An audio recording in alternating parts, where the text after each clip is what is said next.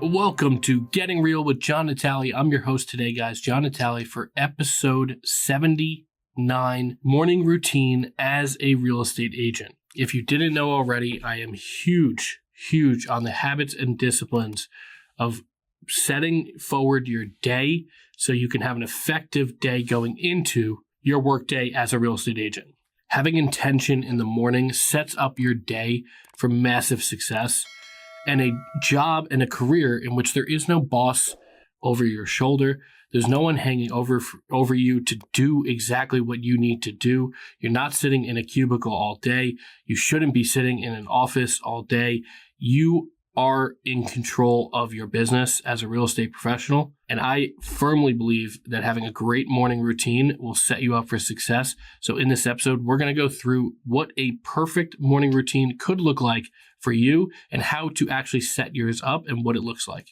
And before we dive in, I have to take a second to thank you, one, for listening to this podcast, listening to this episode, wanting to improve yourself and wanting to improve your life. We have a big mission here at Getting Real, all of our Natale companies. It is firmly for less agents to fail in real estate and more agents to find the life of their dreams. Everything we do from this podcast, which is completely free without sponsorship, this is all in the name of that mission, to help more agents find the life of their dreams. And for less, that percentage of agents that fail is too high. So my mission by offering these now 79 episodes of Getting Real is for less agents to fail. If you're here in New Jersey and you're looking for a dynamic real estate company to join, we have an unbelievable 100% commission model brokerage that is firmly in tune with everything you need to launch your business and get to the next level here in New Jersey. There is a link below to set up a call with me to discuss your career. It is no obligation. There is obviously no cost, and it is completely private if you are coming from another real estate company. If you're launching your career, there's probably no better here in New Jersey to do so. And we absolutely love working with new agents and experienced agents as well. So there is no defined agent that has to be a certain type of way here in Natale, other than specifically looking to grow with social media, grow with your personal brand, be a positive change for your community, help people out and have some fun doing it. If that sounds like you, then Natale Realtors could be a good fit for you. Again, hit that link below and we will meet and discuss your opportunity here at Natale. If you're in one of the other 49 states or across the world, this is the perfect place to go and visit natalecoaching.com. Our coaching program has helped countless agents over the last year absolutely blow up their personal brand, blow up on social media, have an unbelievable life, make tons of money, enjoy their family, do all these great things that we have set an intention out for. We've helped so many before us. We've helped so many do it, and we're going to continue helping. This program is not for everybody, but if growing your personal brand, if growing on social media, if growing in your community, being a positive change in that community, having some fun, and enjoying your time with family is a fit for you, then Natale Coaching probably is a fit for you. Go to natalecoaching.com and book your discovery call. It's completely free. It's with me, and we will discuss your options to join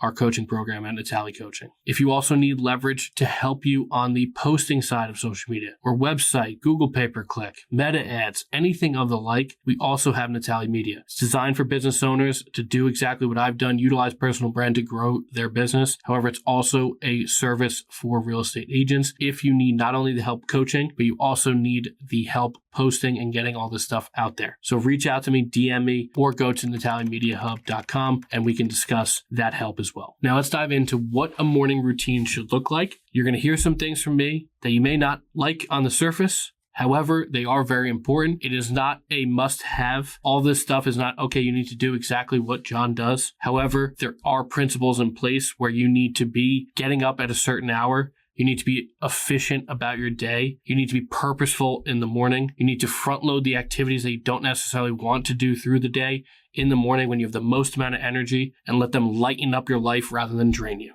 Now, I am also coming out of a phase of my life. We have as of filming this, maybe by the time it gets posted, she'll be a little bit older, but about a 2.5-month-old baby. That changes your morning routine for any of the parents out there. Sleep actually has been pretty good. However, it is not nearly what it was 2.5 or 3 months ago before we had our beautiful baby girl. So things have certainly changed for me. Now I'm building back in, and that's why I'm putting out this episode, building back in my morning routine. But there were certain elements that did never changed. The times changed. However, how I started my day was always the same, even on sleep-deprived nights, even on nights where I barely got any sleep, even on days where even the night before, the day before were a complete and utter nightmare. Does not matter. I still stuck to doing a few certain things that would set upon my day on a better route than if I didn't do them. So the most important thing when it comes to a morning routine is you're not saying, hey, I'm just going to try this. You are going to commit to a morning routine for the next 60 days. So if you're listening to this in mid-March, whenever,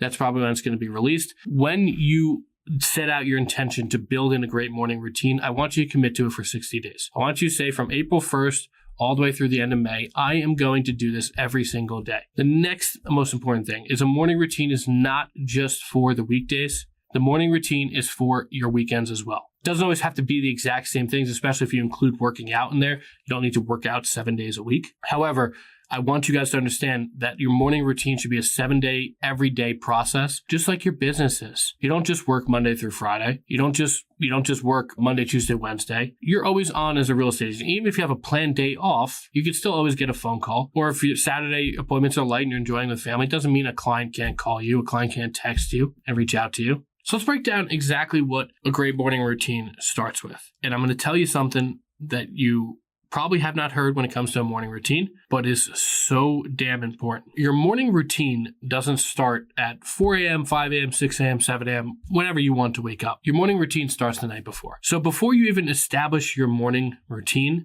the night before is where you're most effective. So the night before, you actually want to start this new morning routine you're going to be doing. I want you to make a habit of the night before of laying out the night before, exactly what you need to accomplish the next day. So I do a few things at night that are really important that set up my morning routine for success. Number one is I journal and talk about what I'm appreciative of what happened and wins I had that day. So I take 3 things that either I was good at, won at, things that happened in my life, my business, anything that I feel like was a win or I'm grateful for that happened, whatever, and I write them down. I also look at my to-do list and calendar for the next day and plan out exactly what I should be doing at certain times so I get them done. The energy you have when you go to sleep, if you start planning out your day the night before, you will subconsciously start to think about and create ideas and do all this great stuff about those ideas in which you laid out a plan for. So reviewing your calendar, reviewing your to-do list, and laying it all out the night before is much more powerful than waking up in the morning and doing it then. I also turn off the TV and I open up a book. I know this sounds old school, but I open up a book and I read for at least 10, 15, sometimes 20 minutes before I tune out for night. That sets my body up for good rest, and then I will sleep well. So then when you get up in the morning, you are not then groggy as hell. You are refreshed, you've slept well, and you are ready to go into your morning routine. So those 3 big things. What you're grateful for, wins you had for the day, journal. Lay out your map for the next day. Your calendar, your to-do list, everything should be written out, ready to go the night before. And then I want you to turn off your screens, even if you're watching this podcast right now at night. Turn this shit off. Turn it off. Open up a book. Maybe I should write one so you can digest some information there. Open up a book. Get some restful sleep. A lot of us think we have really bad sleep or sleep problems and all this other stuff. Trust me, I know people with actual sleep issues, but a lot of us either pour into our screen right before bed and then expect us to get into a good circadian rhythm and get into a good deep sleep. Not going to happen. A lot of us keep the TV on all night. Not going to help you. You should be in a dark space. You should read a book, not on a screen, an actual physical book right before you go to bed, and it will help you get into a deep sleep and help you feel refreshed for the morning. Not lately. However, when I get fully back to my morning routine, I do typically wake up at 4 o'clock in the morning. I am one of those psychos, and that is okay. That is what works for me as a busy business owner, multiple businesses. As you heard about in the opening of this episode, I have a wife that I love. I have 2 beautiful kids. I have a lot to manage. Waking up early in the morning is effective for me. I typically, before we had the baby, and one day we'll get back to it, typically go to bed between 8 and 9 p.m. So I do have efficient rest to wake up at 4 a.m. I am not one of these people that say go to bed at 12, wake up at 4. Your body needs rest. If you want to do a lot, you want to manage a lot, you want to pour energy into the ones you love, your businesses, your family, all these different things throughout the day, you need to get your rest. So getting bare minimum 6 or 7, but ideally 7 to 8 hours of rest will help you have a great morning routine. So one of the things I work on with a lot of people, to be perfectly honest, is building in the schedule to their life to not necessarily be sitting there from 9 to 11 o'clock just binging on a show. Go to bed and then wake up the next morning and see how much more effective your day is when you do. This isn't grind culture. This isn't no sleep, no problems. This is literally get proper rest, go to bed at a reasonable hour, set yourself up for successful rest, and wake up at an efficient time way before your day actually begins. And that will give you the flexibility to get a whole lot done and be super efficient with your time and have this great morning routine. So what are some things you want to accomplish in your morning routine? I am huge on a few things that, again, I would never do if it gets to later in the day. So my big thing when I wake up is to work out because, again, doing it later in the day, which is what I have to do now, is not the most efficient thing. It's kind of hard to stay super consistent with. So you want to work out. If you're exercising as part of your health plan, exercising is important. For me, sitting and doing a meditation for at least 10 to 20 minutes in the morning is super effective in getting my head straight. I sit and pray to God. Prayer is super important. A quiet time in the day, right? I got 2 kids. Whether you have 2 kids, 0 kids, 5 kids, doesn't matter. Kids are out of the house, kids are in the house. There's always something in your life that comes up whether or not you have kids. But especially if you have kids, it's kind of hard to find truly quiet time in the day. You know when it is quiet? Before the kids wake up. So be able to get up, meditate, pray. I also work on a little bit of Italian. So again, stimulate your brain. This is where you could read scripture, you could read a book, you could do something to be learning. Again, I like to stimulate the brain, obviously not just the body. You want to have some mindfulness in there with some meditation, some prayer for your soul. I do about 5 to 10 minutes on Duolingo, right on the app, to learn Italian. Am I fluent? Absolutely not. Probably can't even really hold a conversation, but you know what? I'm stimulating my brain each morning by learning something new. I journal about my day before. So again, at the end of the night is when I finish that journal for the day. But when I set out the next day, I rate myself from 1 to 10 of how I performed the day before. I wrote what went well, what didn't go well. I write about the day. I do this. I've been doing this since I was about 25, so about a decade. So I have journals upon journals upon journals. My thought towards it doesn't have to be yours, but man, what a beautiful gift it will be to my kids and our grandkids one day for them to literally read what was in my head and the story of my life from my perspective after I'm gone. I know that sounds morbid. I think about legacy a lot. And I think that's a beautiful thing you can give off to your kids is they can realize that mom and dad were never perfect. Man, dad had some really crazy thoughts. Man, dad struggled. Dad wasn't as perfect as we thought he could have been. Dad is a human being. Wow, dad persevered through that. Dad got through that. Mom and dad overcame that challenge. They didn't give up. That's what ultimately I'm doing it for. But in reality, it's just a great practice for yourself. When you journal and put down your thoughts, you start to realize they are just that. They're thoughts. They're not always exactly what happens. And then you have perspective. You read about what happened 6 months ago and you go, wow, remember when you were worrying about that one deal? And then now look at you have 17 under contract and you were freaking out over that one. It is so important to have perspective. And if you start journaling every single day, you'll give yourself perspective. I talk about this with all of my coaching clients. It's not about what you're doing today. It's what you're doing today versus what you did 2 months ago or what you did 3 years ago. I look at the version of myself even when I started this podcast, right? About 18 months ago. The setup may be the same, but how passionate I am and how much I literally just go into a topic is completely different from when I started. The amount of listeners, the amount of downloads, it's insane how much this has grown. I think 7 people listened to my first episode. Now anywhere from 500 to 1,000 agents across the country will download this episode. Progress, perspective. Journaling offers you that. I sit down, I do affirmations. So I do this with my coaching clients as well. We lay out a business plan, we lay out their goals.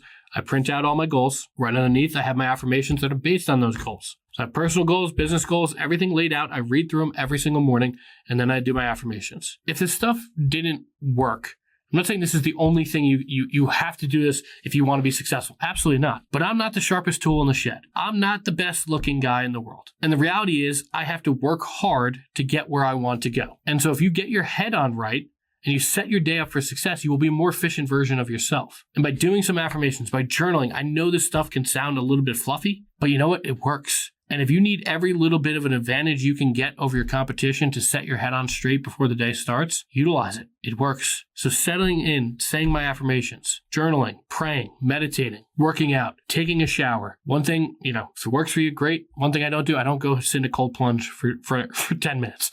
I like a nice warm shower. Makes you feel more comfortable. I get doing the cold shower, get doing the cold plunge, just not for me. Again, pick and choose what works for you. For me, what's efficient, what's effective is this morning routine where I get up, I meditate, I do some Italian work, I go work out, I journal, I pray, do affirmations. And you know what? By 6 a.m., I'm done. So in that 2-hour period, I've done all that. So by 2 hours into my day, before typically you may even work up, or any of my competition may be even waking up, I've already worked out, I've meditated for 20 minutes, I've journaled, I've prayed, I've done affirmations, I've done a little bit of Italian work, I've stimulated my brain, I've taken a shower, I'm dressed, and I'm ready to fucking go. I try to curse less on this podcast because I know it's not everyone's cup of tea, but it's the truth, and I'm passionate about it. I am ready and fired up to go for the day when I get that morning routine in. And you know what? I'm able to be a better parent. I'm able to be better in business. I'm able to be a better husband because I've set my day up for success. Do you have to do this to be successful? Absolutely not. But I know I am a better version of myself when I get these things done, and I'm in a much better headspace going forward. These habits are what becomes your life. And again, it's not about working out 7 days a week. However, the rest of these, even when we've been sleep deprived, day after we had our baby, the rest of these still just become part of your life, part of your day. Maybe I don't meditate for 20 minutes. Maybe it's only 5. Maybe it's 10. Maybe I don't journal an entire page. I journal 5 or 6 lines. Maybe instead of doing 2 or 3 exercises on Duolingo, I only do 1. But it still becomes a habit in your life, and you set your day up for much better success. So if you want a great morning routine, you need to set your morning up right the night before. You need to wake up at an hour that probably makes you feel uncomfortable at first. Say you're waking up at 7 a.m., try waking up at 6 and then 5. Don't just jump to 4 a.m. You don't have to wake up at 4 a.m. If you have no kids, you don't have young kids to get off to school early in the morning, you don't have a bunch of other stuff happening, you don't have to wake up at 4. But I want you to wake up at an hour that makes you feel a little bit uncomfortable when we're thinking about it right now. And I want you to see how much more effective you are as a person, because it will build in the right habits, the right start to your day to have a mission about what your habits should be in the morning. A lot of this comes from a book I read a long time ago called The Miracle Morning for Real Estate Agents. I'm pretty sure he has the Miracle Morning for basically every industry out there, Hal Elrod. It's a very, very good book if you want to pick it up. It talks about some of these things that I talked about, but I'm relaying it how it works in my life. And the most important thing, I honestly think, outside of just labeling out what are the activities you want to do, is setting up your morning for success the night before. It's where a lot of people fail. You can have all the great intention in the world. That I'm going to wake up, I'm going to work out, I'm going to pray, I'm going to journal, I'm going to do all this stuff. Great. And then if you're sitting there eating 2 pounds of ice cream, not even that dramatic, having dinner at 10 p.m. with a little bit of dessert, and then you expect to watch Netflix till 1 a.m. and then want to wake up at 4 a.m., it's not going to happen. It may happen for, you may will yourself for the first week, but you're not going to build in the type of habits where no matter what's happening in your life, you are still going to get some of these things done. The night before sets up the morning. Waking up at an hour that makes you a little bit uncomfortable so you build in more time to your day. Yeah, you might be a little bit tired as the day goes on. I bet, and I coach a lot of people that do this, I bet once you start waking up at a more manageable hour and you see how much more efficient you are and how you're not running behind, you're going to be a lot less stressed and you're going to have a lot more energy. Because a lot of us get started, maybe if you have kids, when your kids get up. Your day starts then. You've set no intention for yourself. You get your kids to school, you get kids wherever they're going, and then you get off, you try to do something for yourself, but then business starts. Again, by 6 a.m., I've poured into me. By 7 a.m., when the kids get up, I've already also worked for an hour. So 6 a.m. is where it's all personal time, and then 6 to 7 a.m., I am working on my businesses. That's an extra hour of when my brain is at maximum focus, maximum efficiency, because I've just set up a great morning routine. I'm energized. I have endorphins pouring through me from working out. All of this great stuff is happening. And in that hour, I probably do the equivalent of what someone else will do in about 5 or 6 hours. And the truth is, it doesn't happen without that morning routine. You have to have a great morning routine. You have to build in the time to do it at an hour that makes sense for you before you could get interrupted, whether it's by kids, your business, your spouse, anyone else. It needs to be about you, and you need to take charge of your day, to take charge of your life. Real estate agents are notorious for having free schedules, all this other stuff. What we're going to be working on today's episode and next week's episode is on taking control of that. For now, starting with a great morning routine will absolutely help you get control of your day and get control of your life.